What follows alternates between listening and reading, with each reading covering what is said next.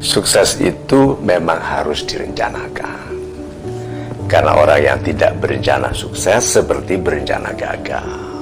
Toh, ini.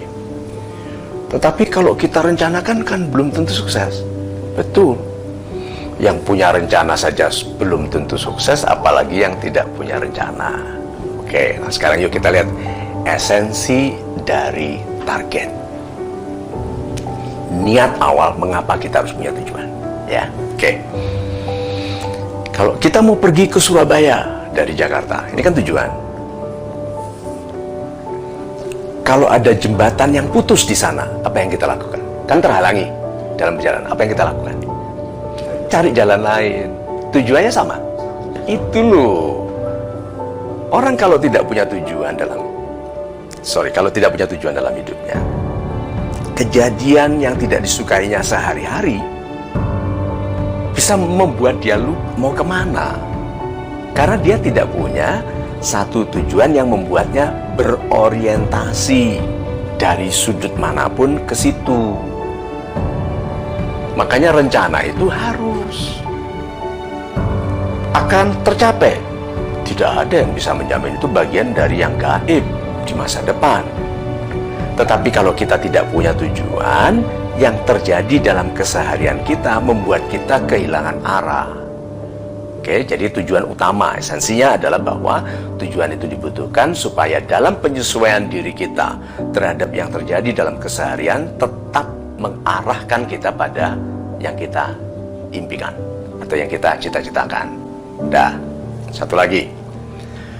Orang yang punya tujuan lebih hemat menggunakan apapun karena tidak kesana dulu, karena dia jelas kesana. Maksud dari lebih hemat menggunakan apapun terutama adalah menggunakan hidupnya. Hidupnya tidak diboroskan untuk ini, untuk itu, untuk ini, untuk itu. Hidupnya lurus ke arah yang diinginkan. Ini loh yang disebut sukses semudah mungkin.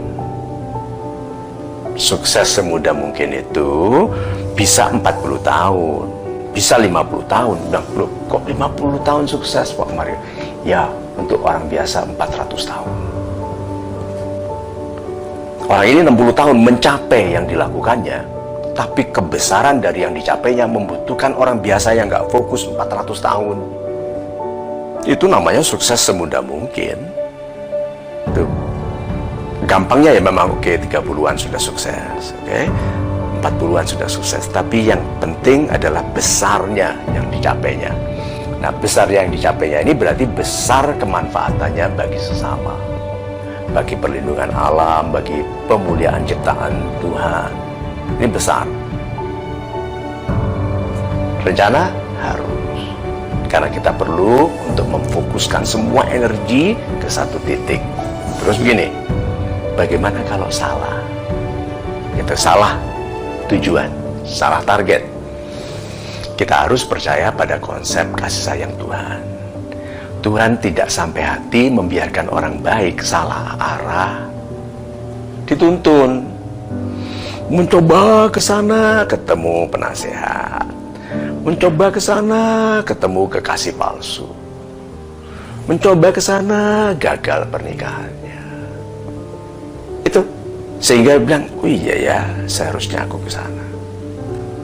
Ternyata dia lihat, oh my God, ini mungkin yang dikatakan orang bahwa kadang-kadang sukses itu comes from the misstep. Kadang-kadang sukses itu terjadi karena salah langkah ke arah yang tepat. Apa artinya? Salah langkah ke arah yang tepat. Salah langkah karena itu bukan maksudnya. Ke arah yang tepat, arah yang dimaksudkan Tuhan baginya. Salah langkah karena maksud dia mau ke sana. Tapi karena dia disayangi sekali oleh Tuhan, disalahkan. Misstep. Jadi jangan kecil hati kalau salah langkah.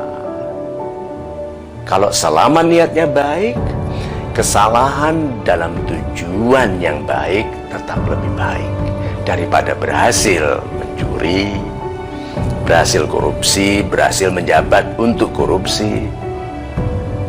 Nah, Jadi apakah harus ada rencana untuk sukses? Yes. Soal rencananya bisa tercapai atau tidak, tapi yang pertama kali, the best plan is you. Kan you are your best plan. Jadi rencananya apa? Aku bergantung pada diriku. Kalau aku tidak punya rencana pun, aku akan sukses. Contohnya saja, orang yang pintar main bola akan hidup di seluruh dunia. Dia katakan saja backpacknya waktu tidur dicuri di kereta api, oke? Paspor hilang, baju hanya tinggal baju yang dipakainya, uang nggak ada. Dia kelaparan jalan di kampung, di negara yang tidak dikenalnya, tidak ditahunya, bahasa nggak kenal. Dia lihat sekelompok anak muda main bola, dilihat di lapangan. Dia sebagai seorang yang ahli, dia bilang ini anak-anak masih amatir ini mainnya gitu kan, gitu. Bolanya kemana-mana, tahu-tahu bolanya gelinding ke arah dia, gitu. Gawang 100 meter ya, melenceng ke dia 125 meter.